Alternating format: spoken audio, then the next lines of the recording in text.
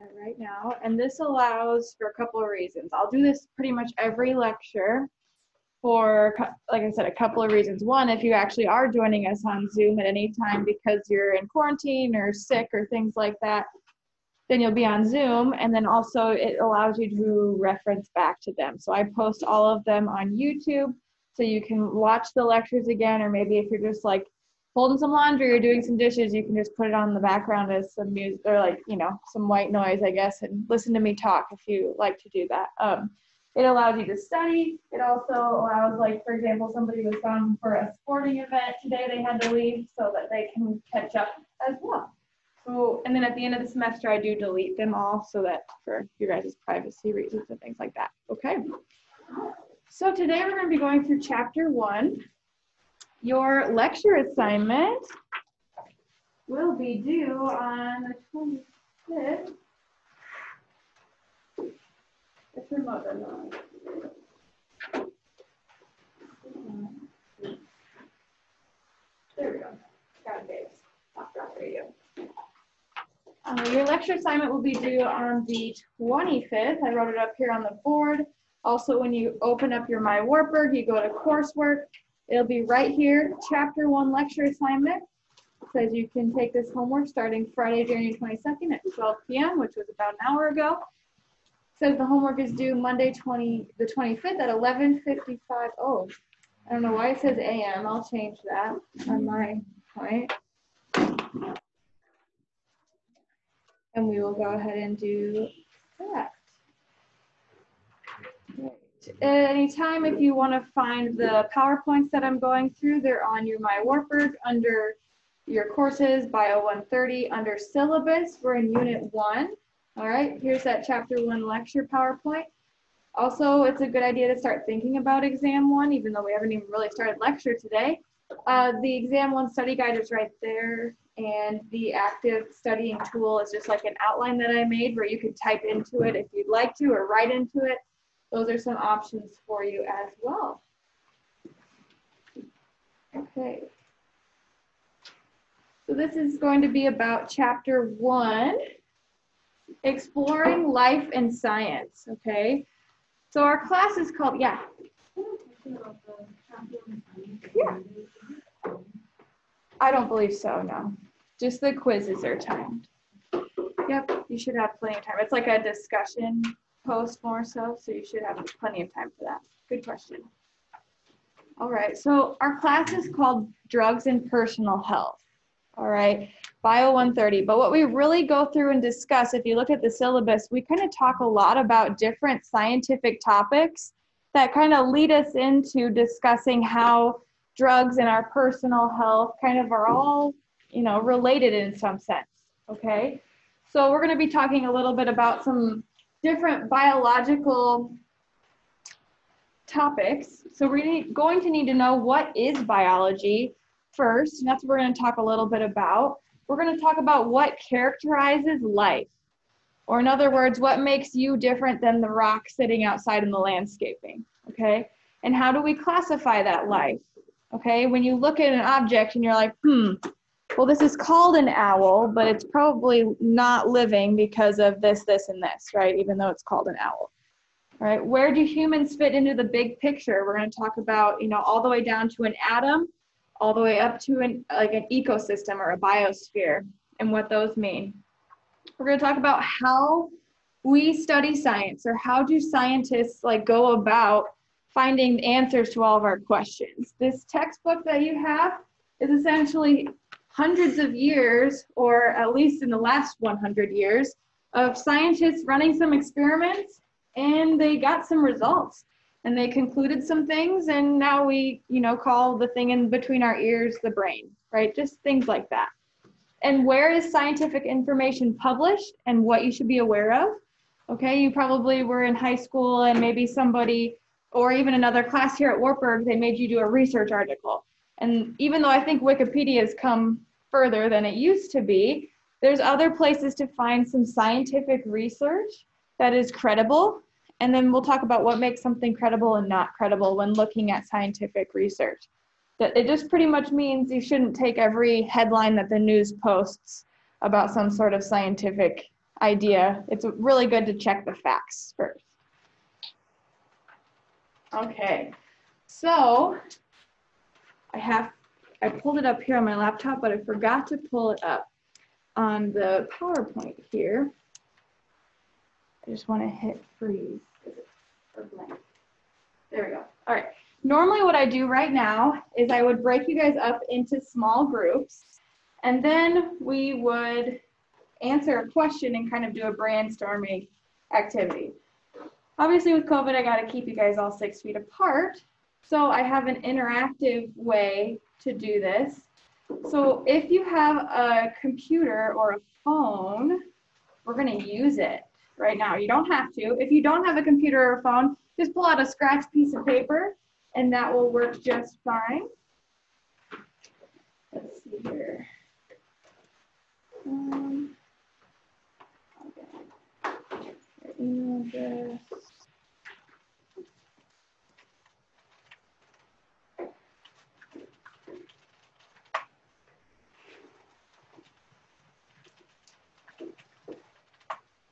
I think I might. Thanks for holding. I should have pulled this up. Oh my.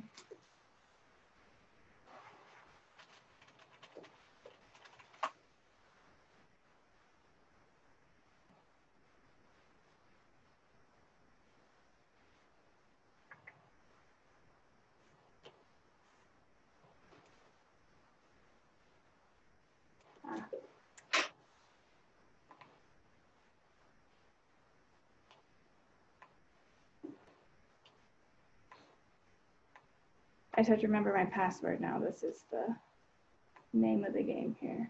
Oh.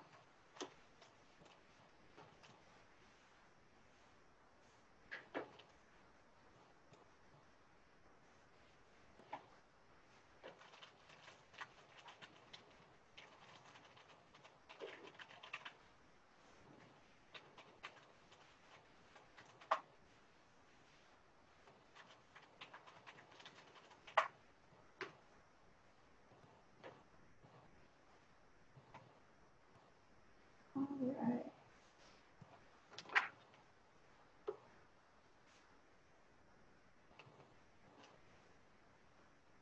All right, we're going to go to Mentimeter.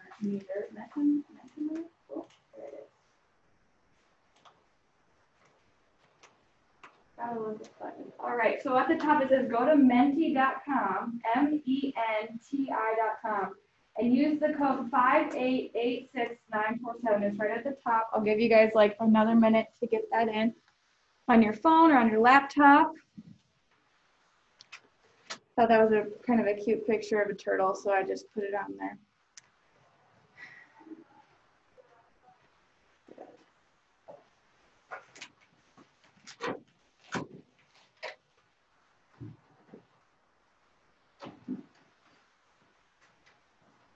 All right, raise your hand if you need some more time.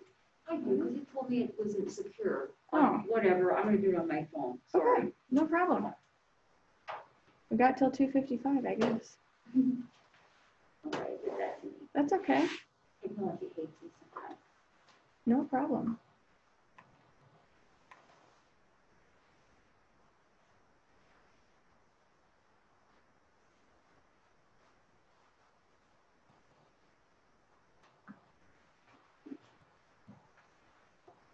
Do you want us to work on our response now I think, or wait until we're all? what happens when I go? Yeah, you can work on your response right now if you'd like to, okay? So while people are getting logged in, it'll give you an option, I think, where it says like open-ended question and you can put some answers in there. We're gonna ask the question, what is life, or what characterizes or characteristics are shared by living organisms? So when you think of, okay, what makes you living? Think of what that means. Type in some of those answers into that space, and it's okay to be wrong.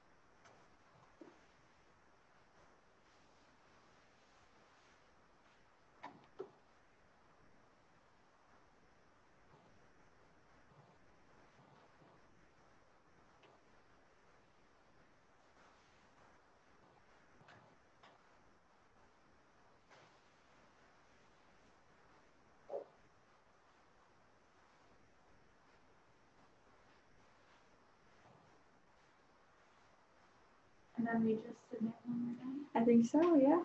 And then it'll pop up here when I hit the next button. Oh, yep, there you guys are popping in. It says 10 people. Yeah, you submit your answer when you're all done typing it in. 11 people.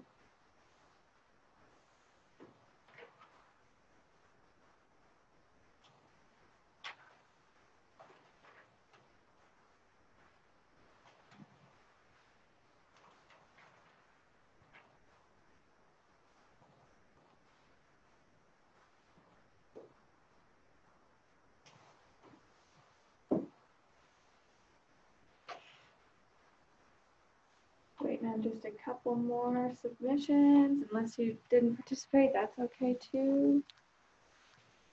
20.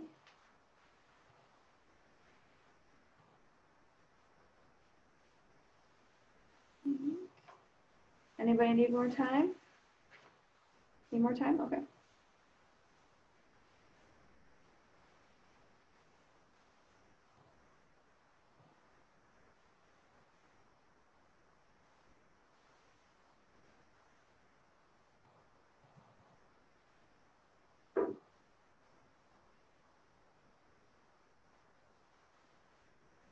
Guess while we're waiting, I can tell you a fun story about some turtles. When I was in my undergrad, I studied abroad in Belize because I did research on fire coral, which is this kind of reddish orange coral that's in the ocean. And it's the kind that if you touch it, it'll sting you. It has some defense mechanisms in it. And we got to snorkel for like 2 to 4 hours every single day and collect samples. It was really awesome. It was my senior capstone class. And we got to see a lot of sea turtles, which was pretty cool. All right. Anybody else need more time? Sounds good. It looks like we're ready to go with this one. All right, so let's look at some of those responses, okay? Cell organisms that function with oxygen. All right, I like that one. Breathing in some way, having a body needing vitamins and nutrients. Maintains homeostasis, reproduces and grows, uses energy and materials from the environment. I see another one that says reproduce, acquires energy, respond to stimuli, a cycle of growth, the composition of cells. Living organisms share many characteristics. They are homeostasis, cluster in groups, and have basic needs that must be met for their survival. Life has the ability to think, has a beating heart, organs, cells. Reproduction, growth, needs some energy to live. They are homeostatic. Good. Let's see here. You guys can read a couple of other ones. You guys all had good responses. Life means you can breathe, you have cells, you reproduce and grow, you require energy. Let's see here. Interaction between living organisms and their environments, creating energy, movement, and things like that. Okay. So we've got a couple of ideas popping into our head, but let's actually talk about what really does make something living, okay? And those were all good answers, but a couple of them needed a little bit of tweaking, and that's okay. So a living organism, it's organized from an atom to a biosphere. That means that every living organism, whether that be a plant, a human, an animal, I guess we are animals if you think about it that way, can be broken down into a very small particle called an atom. And then those living things can be built up into something called a biosphere. And there's a really good picture on your book. And what page is it on, Ezra? You guys are on the same page. We're going to look at it. What page is that? On this one? Yeah. Page 3. Page 3. You can see, and we'll pull that picture up here on the PowerPoint here in a second, how something as small as an atom and as big as a biosphere, and how they work together and build on each other to make an environment for living things. If you are a living thing, you use materials and energy from the environment. Okay, so let's think of a rock.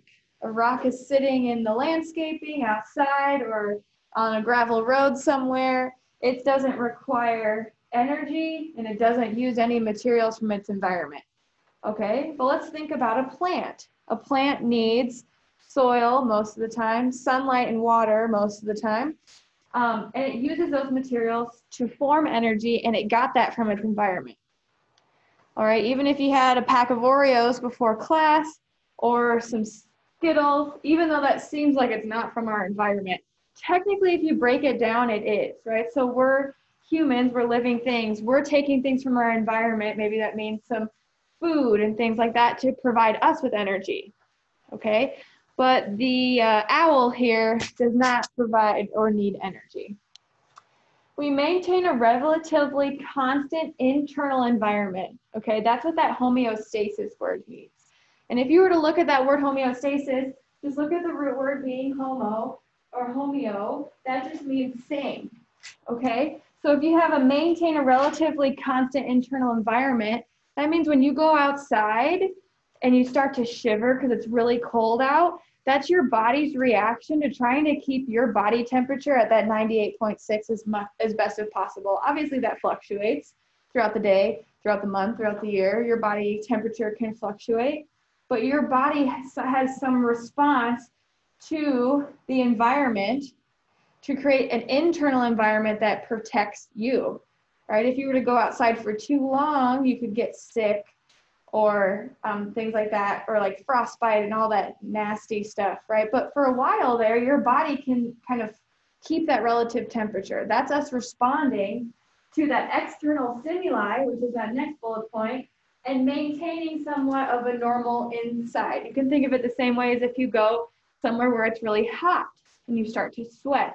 That's your body's reaction to keep that body temperature at a normal 98.6 as much as possible. You start to perspire, which will then maybe cool your body off a little bit from overheating, okay? Now, plants don't necessarily sweat or shiver when it's cold out, right? But what they do is, in order to respond to their internal or external stimuli, does anybody have a plant in their room or a dorm room or a succulent or things like that? Have you ever noticed that it'll start to kind of like go towards the window a little bit more? Or it'll go towards the sun a little bit more? It's not thinking to itself because plants aren't conscious. They're not like, ooh, sun, and it just kind of like goes over there, right? But the ability to be a living organism allows it to respond to that external stimuli. Okay, that rock sitting outside, it doesn't move unless you move it, probably, right? Or a car comes by and it, hits the rock or things like that. This chair is not a living organism. It didn't know I was going to hit the chair. Okay, it can reproduce and grow. That's another characteristic of living things. The difference between a plant and the chalkboard is that the plant does reproduce, right? The seeds, pollination, things like that are the way it reproduces, and it grows most of the time, right? A living plant will grow. Think of like the crops that grow and things like that. And then also having an evolutionary history through which the organisms change over time, okay?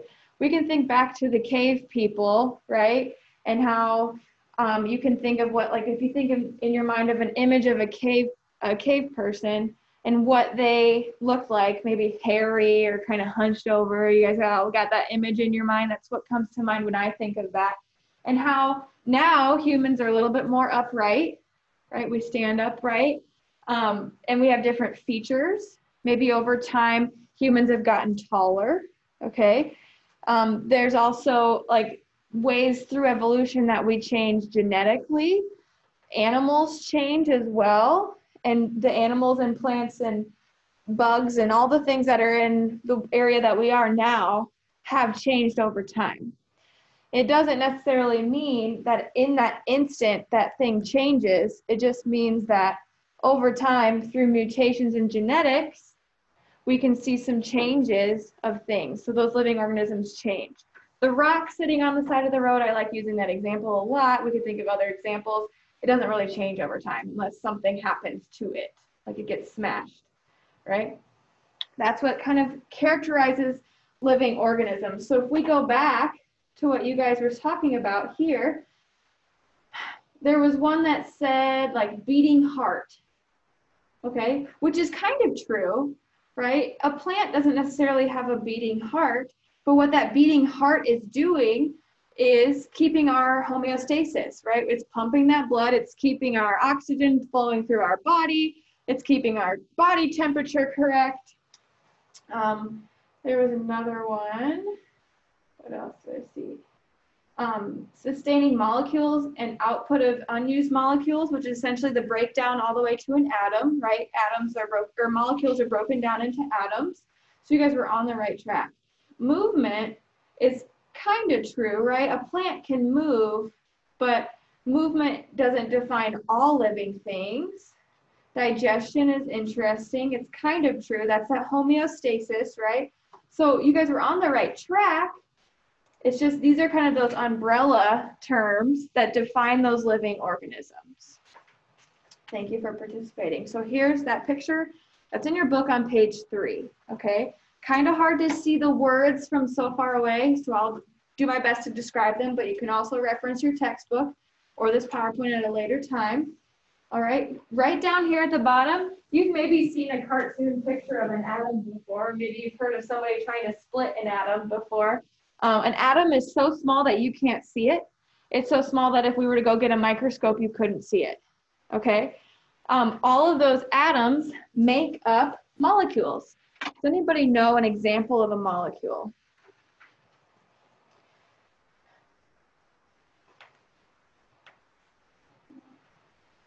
I heard some whispers.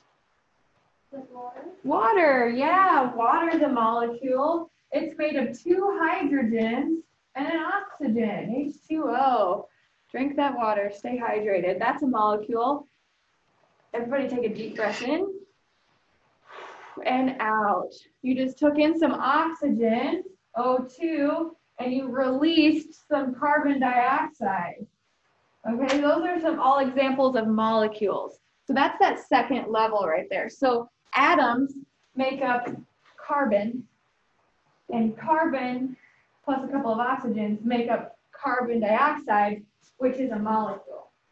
But if we were to break down carbon dioxide, it would be in a bunch of atoms, okay? And once we got a bunch of molecules together, we make a cell.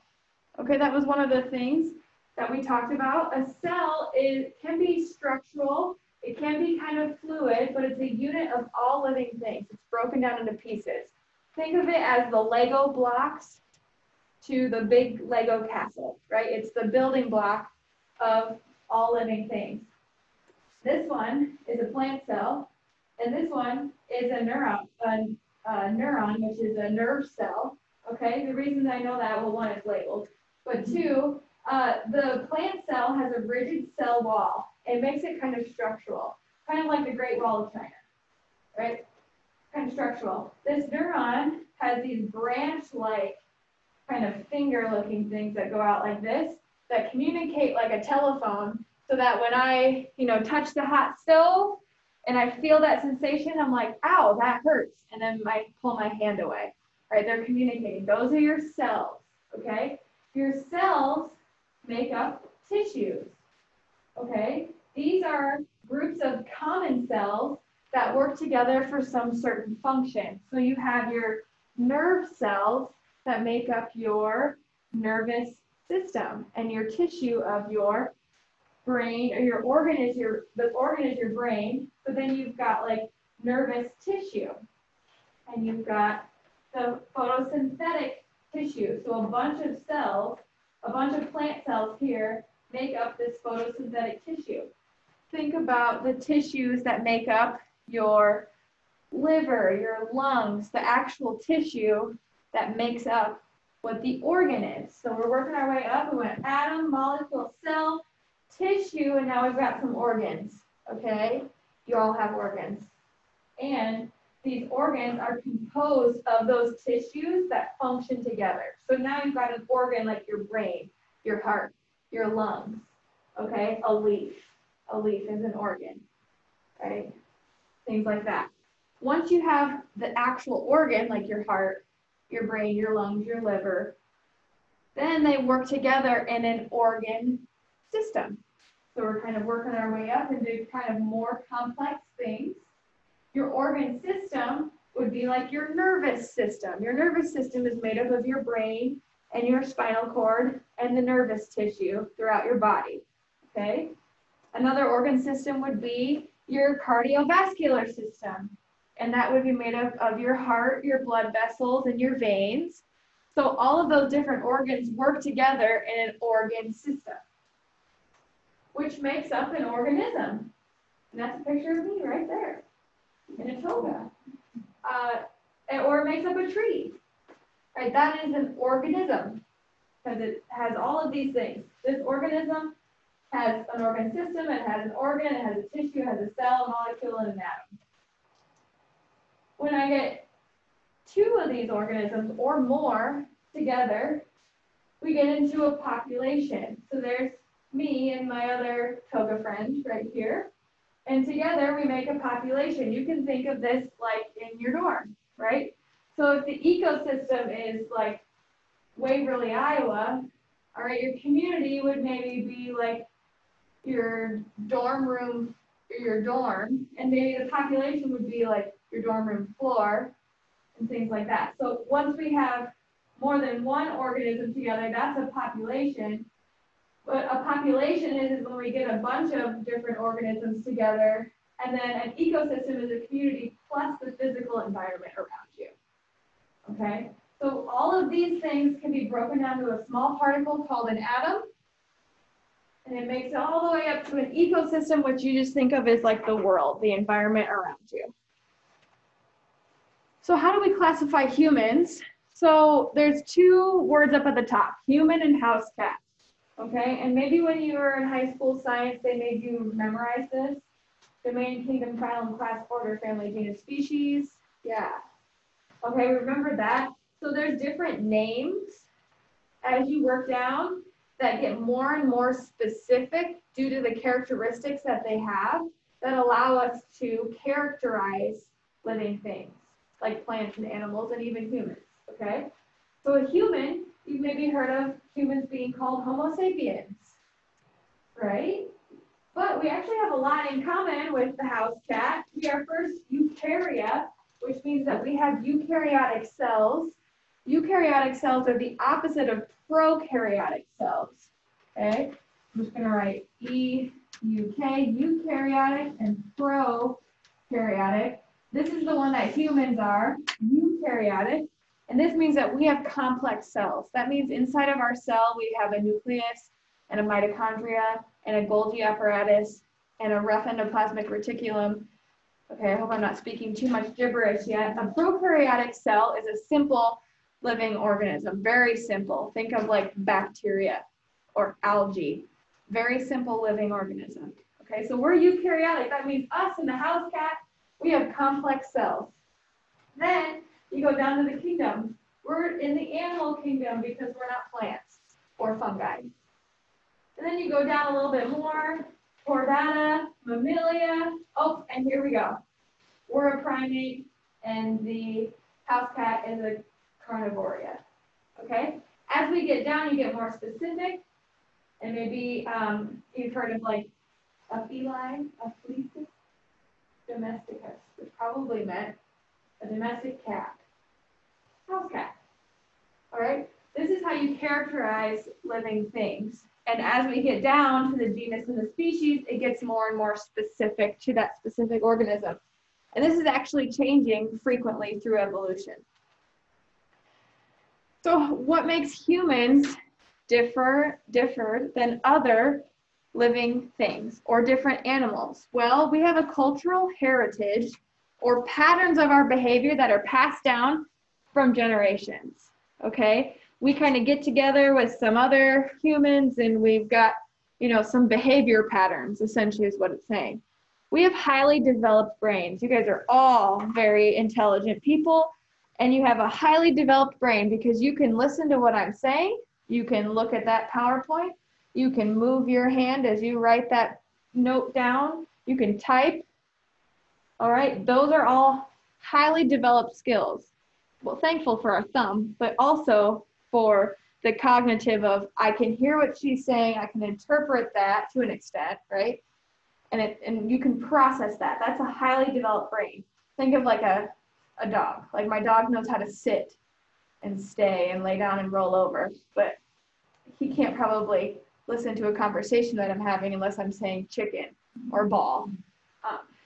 Completely upright stance, like I talked about. So while maybe as an infant you didn't have that right away, unless some of you guys were just like super athletic, you just came out of the womb walking, we've got completely upright stance, so that makes us different than like a cow or a horse or my dog, even though he likes to bounce on through it. Creative language skills. We're not the only organism that has creative language skills. There are some birds, like bats, all have different ways they communicate with each other. My dog likes to bark, but we have a creative language skill that's just a little bit more advanced. Even though I'm talking really fast, you can still hear, understand what I'm saying, at least 90% of the words that come out of my mouth. And that's our creative language skills. That makes us different than a horse, even though a horse can neigh, right? We have varied tool use. You can pick things up. You can use a hammer. You can put your shoes on. You can use tools to your advantage. Other primates, you've maybe seen videos of monkeys and things like that. They can kind of use tools. Like they can peel a banana, right? Have you seen a monkey peel a banana? They can use tools to their advantage. Modification of our environment for our own purpose, which may threaten the biosphere. All right, this is all that we're chopping down the rainforests and our carbon emissions are really bad and things like that. We have the ability to modify our environment to an extent that is affecting the biosphere, okay? I don't think my dog can modify the environment too much and threaten the biosphere. But if a group of humans get together and they say, let's go tear down those trees for fun, right? It's probably not the best idea, and it could affect the biosphere, all right? It's kind of that like highly developed brain, even though I wouldn't consider that a highly developed skill, but you guys get what I'm saying. So the next question we ask is, what do we know about science? Okay, so you guys are in a science class, all right? Science classes, although they may have a stereotype of being hard, they can be very interesting. But what science is the study of knowing about the natural world, okay? Maybe you're in a social science class or a psychological degree or social science degree or sociology degree. Science is just understanding the things around us and how they interact with each other, okay? Science and scientists should be objective. What that means is if we wanted to know, can my dog talk? Okay, well, I talk to my dog all the time, but being a science and a scientist, if we really wanted to know the answer to, can my dog talk, I shouldn't probably, be super objective and just study my own dog. Okay, so it's saying that when scientists look at things, they've got to answer questions on a little bit bigger picture. They've got to kind of just observe what they see and maybe manipulate a few things, and we'll talk about that. Scientific conclusions may change or be modified as our understanding and technology increase. All right, think about like smoking cigarettes, okay? It's personal choice. Smoking cigarettes in the 40s, 50s, they were looked at as a thing that was fine for your health. Maybe nowadays, not so much, because we've got some scientific reasoning. We can look at lungs and see that they're a little bit more blackened or affected by that, okay? And there's a lot of other examples where at one point in the history of time, this is what we thought. And then we got some more technology and we can see something else now. So science can change. Doesn't mean that they didn't observe something at the beginning, but it can change over time. And science is studied using the scientific method. Okay, let's see.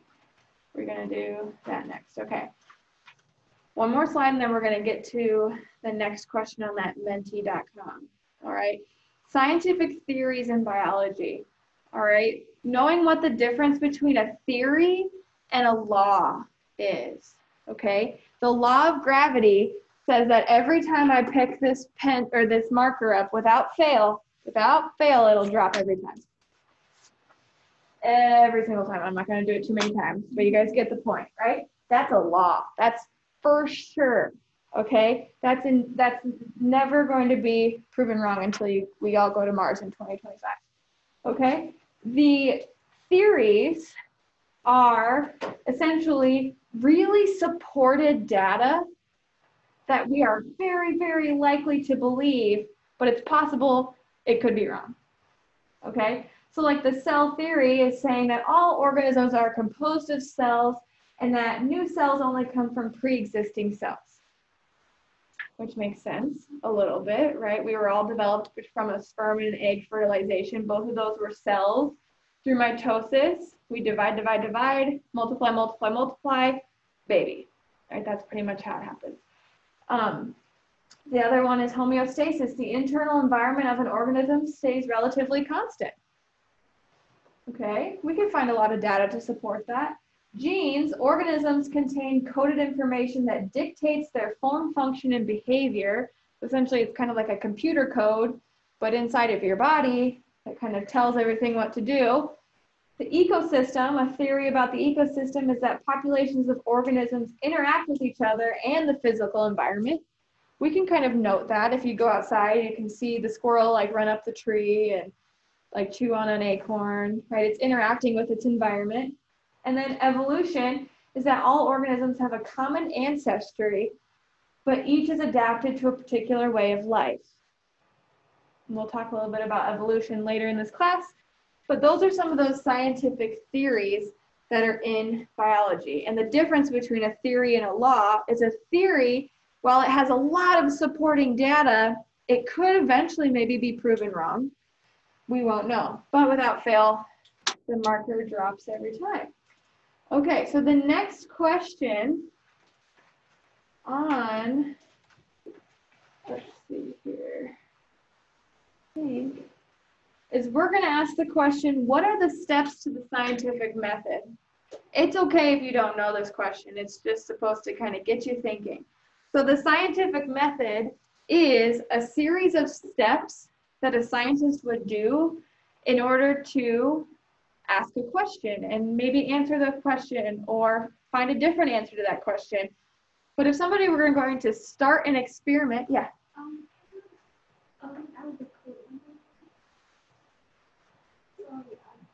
Re-add the code number?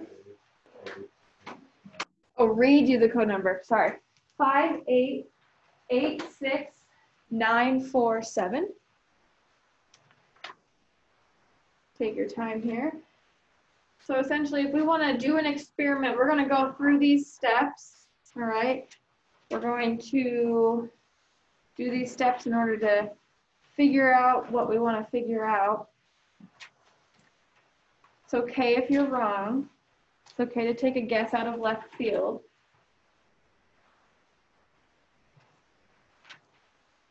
It's also anonymous, right? I can't see who writes it. So you can also just put, I don't know. Put what you had for breakfast if you wanted.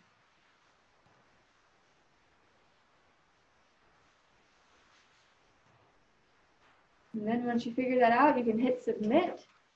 Now wait till there's about 20 or 21 little submissions on the bottom here.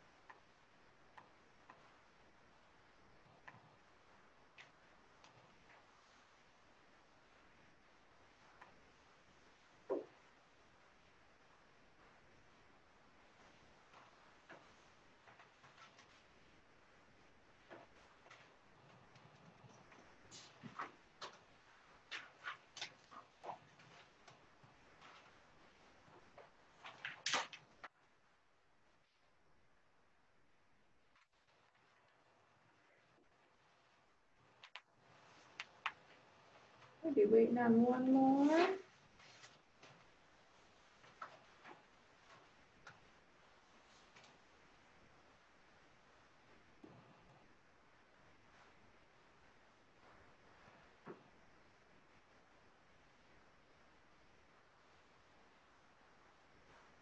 Okay, anybody need more time? All right, let's see it. Let's see what we think. Okay, so what we're first going to do, if we are going to go through that scientific method, is we're going to make some sort of observation. Okay, think of either a problem or something that you observed. So maybe the problem is that, I'm going to use my dog as an example again. I'm so sorry, nothing else is coming to my mind right now. The observation is that my dog barks every time the UPS person shows up at our house. Okay, so the next thing I'm going to do is a hypothesis. So I'm going to kind of make a prediction of some sort. That's kind of that next step as well. But what I'm going to say is, without fail, every time my dog will bark when the UPS person shows up at my house. Okay, the prediction would be that if I hold my dog when I see the UPS person showing up at my house, he won't bark. Okay, that's a prediction I'm going to make. And then I'm going to perform an experiment. So every single day when the UPS person shows up at my house, which implies that I'm ordering a lot of things online, I see the UPS person show up and I pick up my dog. And he barks again. So then what I do is I collect some data and I'm like, okay, on Thursday he barked. Friday he barked. Friday he didn't bark. And I keep making some observations. And then at the end I have all this data on the days that he barked and the days that he didn't bark. And I develop a conclusion. And most likely with my data, I would say a couple of things. One, I would say that my data is probably inconclusive because I had no pattern. I did not have any statistical significance in any way. And I would redo my hypothesis. Yes. I have a question. So, how do we get an environment before having Do what before the data? like say make a prediction and perform experiment? Like how do we make the experiment before having collecting the data? Yeah, so what you'll do is you'll perform the experiment, and then from that experiment, you would collect data. So let's say I wanted to mix some Mentos with Coca-Cola. Have you guys ever done that before? Oh yeah, you probably did that in high school science. So Coca-Cola, I got a liter of some pop here. I should have just brought it. We should do that next time. That'd be fun. And Mentos, and I put it in a little container. I'm going to perform this experiment. I'm going to dump the Coca-Cola into the Mentos, and then it's going to be like a volcano and it's going to explode. That's when I would say it exploded. That would be the data that I collected. Does that make sense a little bit more? So you're performing an experiment. It doesn't necessarily have to be a performance, but it's some sort of action of the experiment. You're making that prediction of what may happen, what you think might happen, and then from what actually happened, you write it down. Remember I said without fail, my dog's going to bark every time. But we found out that maybe sometimes I hold him and he doesn't bark. So that would be the data that I would collect. Good question. Any other questions there? And then that conclusion from my dog barking experiment would be that I would revise my hypothesis, or I would decline my hypothesis because it wasn't work. I said without fail, my dog wouldn't bark or would bark. Okay. So, like it says here, the scientific method, you start with that observation, you develop a hypothesis, you make that prediction, you perform those experiments, you collect and analyze that data, and you make a conclusion. Okay? You guys don't have to memorize these steps, but it's good to understand maybe what each step kind of means. All right, here's a flow chart that looks really intimidating, but we're going to go through it. Okay? Essentially, this is supposed to show you that science is not linear. Okay? What I mean by linear is it doesn't mean we're just going to make an observation, a hypothesis, prediction, experiment, and then we're done. Nothing ever comes from it, right? Most of the time, I would say that very generally speaking, experiments don't work. A new experiment doesn't work. When I was doing my master's thesis, I had to constantly be revising my research project until something clicked, right? It wasn't like I just stopped once and I'm like, well, I'm just not going to get my research done. I'm just not going to get my master's. science is not linear. So essentially, we made an observation of some sort. You can make up an example in your mind. You make a hypothesis. You say, if this happens, if the UPS person shows up at my house, my dog will bark. I would predict that every time I hold him, he doesn't bark. I run my experiment for a couple weeks. I rejected that hypothesis. Remember? I said I didn't have a good enough data. I didn't have a statistical significance at all. So we go back to the drawing board. We do it again, and I make a new hypothesis. I say that I'm going to test my neighbor's dog, too. And maybe we'll both do it at the same time. But little did we know we're changing too many variables because there's different houses, different times of day, and all these things. Too many variables. Make a prediction that our dogs are going to bark without fail. We do that experiment, and again, our data is just not that great. But we're going to keep going because science is not linear. And you're thankful that science isn't linear so that we can get vaccines and things like that, right? Every single time that it doesn't work, you reject your hypothesis. And then maybe finally something happens and one of your predictions actually works. And then maybe this experiment was I'm going to test 10,000 dogs at my house.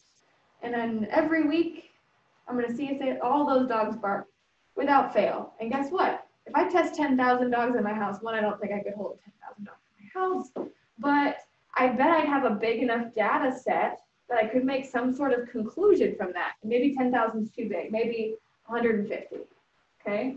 And then I collected some data from that and it actually showed some results. It said that most of the time, like 90% of the time, the dogs are gonna bark when the UPS guy or person shows up. And then from that prediction, and I made all those experiments, I have some confirmed predictions and I can make a conclusion.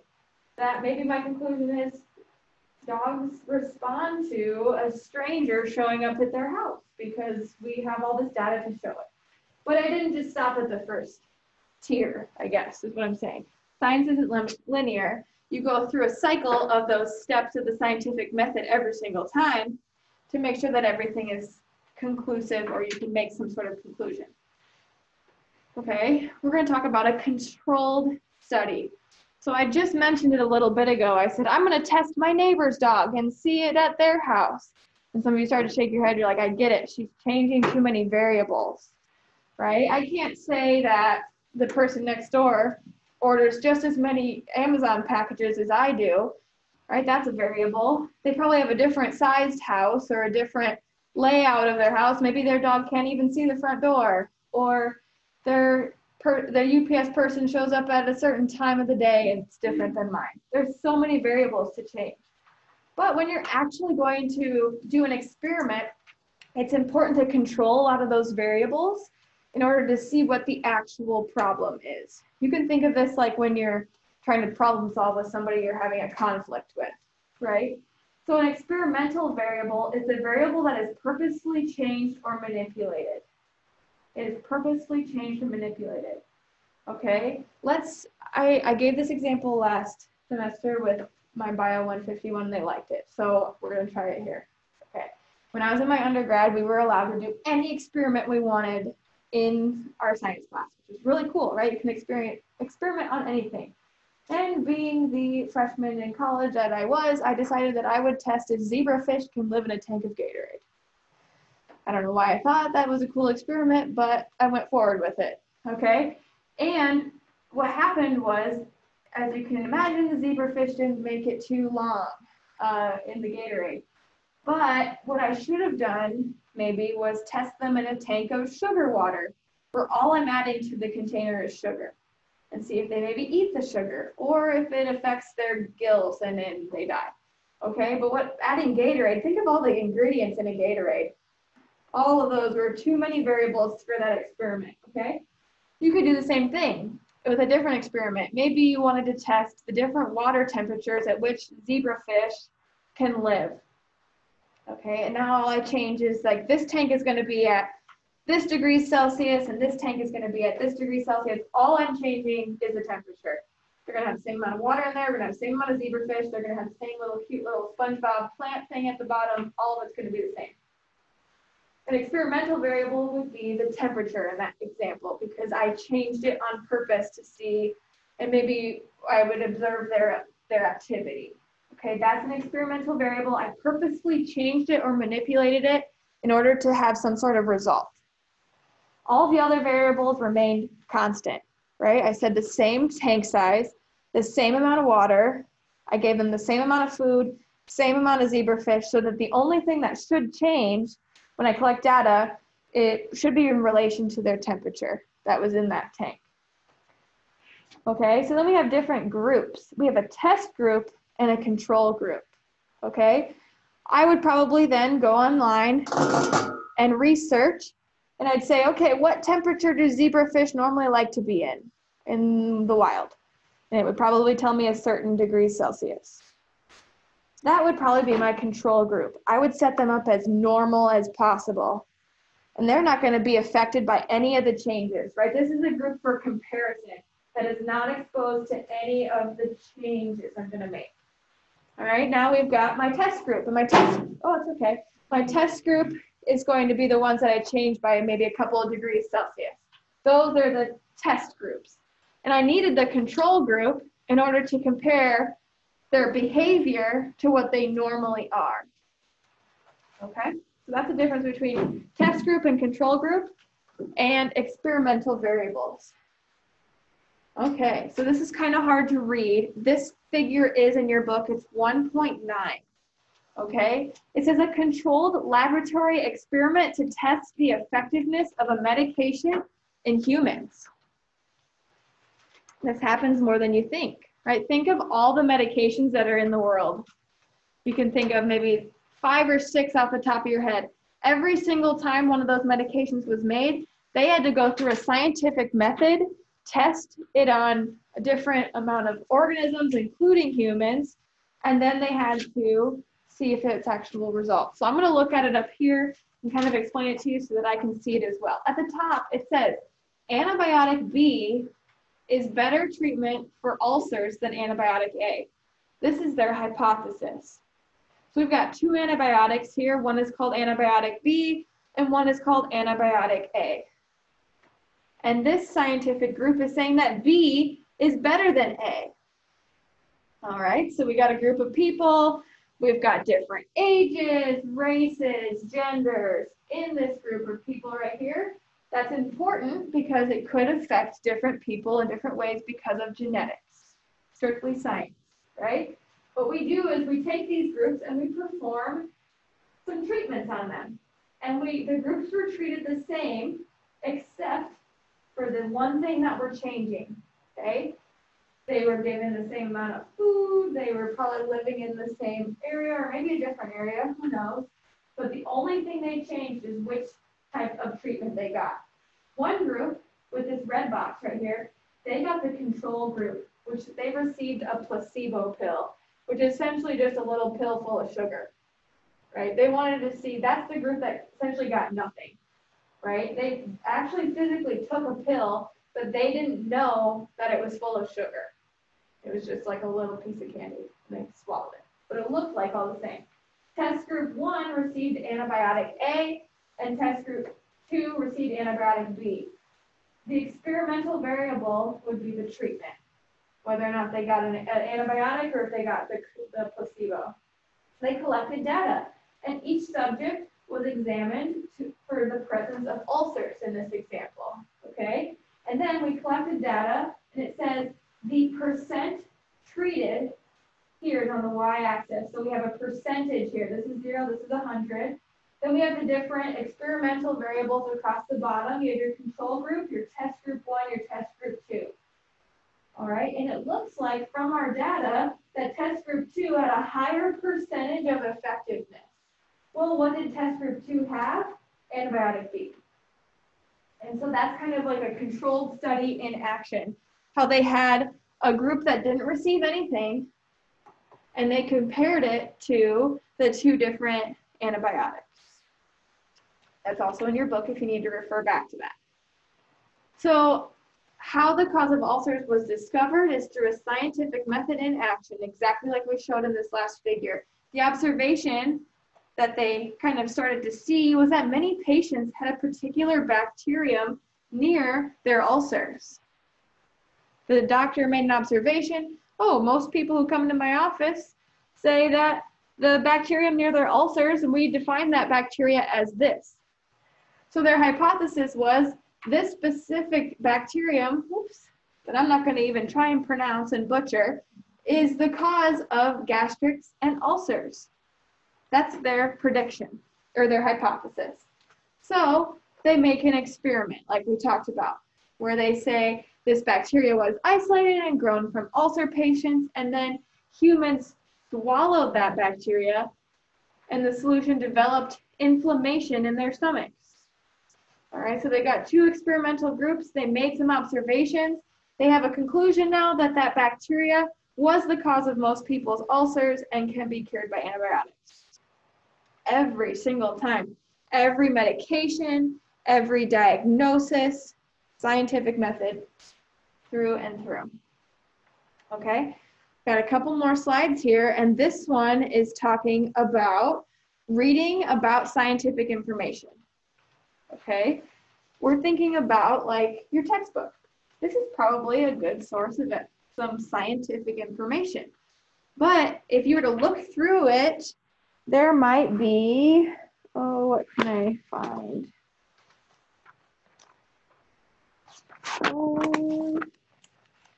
What am I looking for here? They might quote some authors and journals. Yeah, on that first page, about the authors, on the second page, things like that. Essentially what this textbook is, and a lot of scientific textbooks are, is previous experiments that were done where people made some observations from those experiments, and we decided to put them in some textbooks, right, and teach about that. All right, science is always changing. So the textbook that you're reading for this class was probably different 10 to 15 years ago. Specifically in 2003, were you guys all alive in 2003? Good. Oh, I get nervous when I say that. In the next like 5 years or so, I'm going to get some no's, and I'm going to, oh. In 2003, the human genome was discovered. That means that they defined all the little nucleotides in the human genome. That was in 2003. That was kind of a long time ago, but not really. Yeah. Is that why you have like different divisions? Yeah. Yeah, definitely. Specifically in science, I can say yes, because it's always constantly changing and evolving. Okay, especially with like genetics, huge growth in genetics, right? I get really passionate about that. This is what my master's thesis was on. But there are 30,000 proteins in the human body, and we only know about what 10,000 of them do. That's crazy, right? And people are constantly studying them, and we're always finding new things out about them, and then we have to, determine if that's somewhat correct of the theory, and then we put it in the textbook. So it's always changing, right? Science is always evolving, and we're really thankful for that, right? We're thankful for technology that allows us to do that. But when we're reading about scientific information, it's really important to kind of think back to what source am I looking at, right? Am I looking at .com information, or am I looking at a .edu or a .gov or a .org, things like that. So it says scientific journals are considered the best source of information, but they can be difficult for the average person to understand. I think that's it's somewhat true, but also limiting, so don't take that personally. The scientific journals are essentially someone, maybe they have their PhD, maybe they have their master's, maybe an undergraduate research. They did some sort of experiment, like we showed in those last couple of slides. They wrote a really informative essay, and they submit it, or they publish it to a scientific journal. And then the scientific journal is a collection of a lot of people's experiments and what they're doing. And from similar experiments, we can start to make observations and conclusions about things. So when it says a scientific journal is the best source of information, it's literally coming from the exact experiment that actually happened.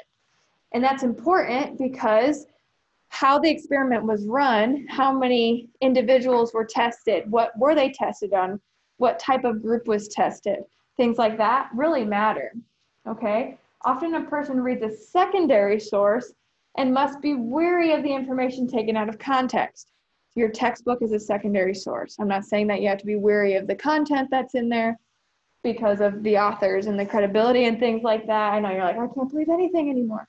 The secondary sources are essentially a summary of the scientific journals. It's somebody that said, hey, so-and-so did this research and it was pretty cool and this is what they got. Not saying like the scientific journal is from the like first person perspective. It says like on the bottom, be careful of URLs and make sure that if you are, you're looking at one that says .edu, .gov.org. It will most likely be a little bit more credible. At least we would hope so, right? What should you look for when you read about science? Be aware of anecdotal data, understanding the methodology and results, all right? Essentially, how did they do that experiment and what type of results did they get? Did they really get a statistical significance or were they doing that to get good results and they altered something they shouldn't have? Does the data justify the conclusions inferred by the scientists? Does their data match up with their conclusion? All right? Be able to read the graph. Does their graph go along with what they were saying in their conclusion? And have some understanding of the statistics. Reading a graph is important. The thing I'd like you to know from this slide are what the X and Y axis are, where the data is. A couple of fun facts. These are called standard error bars. You've maybe seen those before. They look like a big letter I. Okay, and essentially, in layman's terms, what a standard error bar is essentially, I like to say, give or take. So it's saying that this is the blood cholesterol in milligrams per deciliter. In week 1, they had, oh, what is that, like 190 maybe? I can't do math, 185, 187, give or take. Right, that's what a standard error bar means. It pretty much means given their data that they have here, it's possible they could be wrong this much, okay? If they had standard error bars like this, I wouldn't believe a word they said, right? Because it's too big of a standard error, essentially, what it's saying. I'm not a statistics major, but if anybody is, please correct me. All right, does science have social responsibility? Sort of. So science is a way of acquiring knowledge about the natural world. We talked about that. And it is slightly different endeavor than technology. So thinking of the two topics, we've got science and we've got technology, okay? I remember one time I went to the park with my friends when I was a little kid. My mom let me borrow her cell phone so that I was there by myself and in case of emergencies. It was one of those big ones with like the cord that stuck out of it. And I showed up at the park and I'm like, look, this is my cell phone. And I'm pretty cool. Okay, but now we pretty much, I would say a vast majority of us have a cell phone. Most likely it has internet capabilities, even though like my grandparents wish theirs didn't have internet capabilities. They just want a simple one with like 9 or 10 numbers on there, all right? So technology has advanced, is with the moral of that story, right? And they kind of had a social responsibility in a sense, right? We're kind of changing over time. Anybody remember having to like buy a physical GPS to put in their car? Now you probably either use your phone or it's already in your vehicle, all right? So there's things that are changing about technology. Well, science and technology kind of come together to have an application of that scientific knowledge to the human interest, okay? So there is a scientist out there somewhere that said, I'm going to figure out how to put that GPS in that little handheld thing that they carry around all the time in their pocket. Okay, that was a scientist. It might have been a computer scientist, but still a scientist, right? And it's for human interest. Okay, bioethics, this is another term. It's a branch of ethics that's concerned with the development and the consequences of biological technology. Okay, so at one point, they were like, I'm going to put GPS in a cell phone. Well, they had to hand it over to a person and say, here, I hope it doesn't explode. You know what I mean? Like what type of bioethics or the ethics behind it? Has anybody ever taken an ethics class? I took ethics in undergrad. It was pretty cool, lots of thinking. Thinking about like when you're testing even cosmetic products, like thinking of Legally Blonde 2, the movie, right? She was standing Capitol Hill trying to get so that animal testing is illegal, right? That'd be great, right? So thinking of that ethics behind the biology stuff, we've got a human interest of some sort. We've got somewhat of a social responsibility, right? We've got a COVID vaccine out there, right? And what ethics did we have to kind of decide in order to get to those steps? And guess what? I don't have the right answer, right? But somebody out there is making decisions for me, I guess. Genetic engineering, like genetically modified crops is another example of that. In the world, we have a mass population of humans and not enough food to feed everybody, right? We still have people who don't eat, like they're starving in the world. I know it's hard to think about, right? Anybody who's seen Crazy Rich Asians when they're like, there's starving people, or there's starving kids in America? Favorite line of that movie. Do we have a social responsibility to kind of genetically modify our crops in order to kind of account for all of these people that we've got in the world, let alone the United States? Opinionated question. You can have your own opinion on that. Everyone is valid. Does it threat our biodiversity because we have started to genetically modify our crops, but we've got a social responsibility to feed all these people? You know, what do we do? Again, I don't have the answer. I just bring up the questions. Human influence on the ecosystem. I'll tell you what, this is our last slide. So if you really want to focus in right now, this is your time. Okay, human influence on ecosystems. So humans tend to modify ecosystems for their own purposes. All right, think about this building that we're sitting in right now, or standing in. I guess I'm standing in it. Okay, at one point it was probably some prairie grass, then probably maybe some trees, maybe not a tree. It was probably some grass, but we modified it. I don't know, when was Wartburg established? Anybody got that off the top of their head? 1858, we decided let's put some buildings over here. Let's make a really cool educational experience. And you guys all decided to come here. And that's great, right? You can think of any building, any road, anything that a human has created in a space. We affected that ecosystem. And there's give and take, right? Obviously, there's some that make really bad decisions, some that are probably for the human good, right? And the changes in human behavior and the use of new technology can result in new diseases, okay? That's kind of like saying, well, where did COVID come from? It just, there it is, right? Or has it always been around and we just didn't have the technology or the contact with that amount of people in such a short amount of time that we would have in the 1800s, things like that. There's a lot of little branch topics. We could really talk about that a lot, but it's Friday afternoon. Human activities may attribute to climate change. Okay, what are some of those human activities that may affect global warming? I'll take 2 or 3. What's something that could affect global warming that humans do? Yeah. Oh, like driving. Driving. Smoking stuff. Oh yeah, I drove here today. I'm a terrible person. I should have walked. Yes. Carbon emissions in general. Yeah, bringing that up into the atmosphere, raising that carbon dioxide levels. It's raising the temperatures. Yes. Deforestation. Yes, like knocking down the forests so we can make a little factory that's going to make the iPhones. Oh man, that's a whole other topic. All right, well, that's all that I've got for you guys today. You guys have a lecture assignment due Monday at the end of the day, so I guess if you forget about it all weekend, it's fine. You can still get it done on Monday.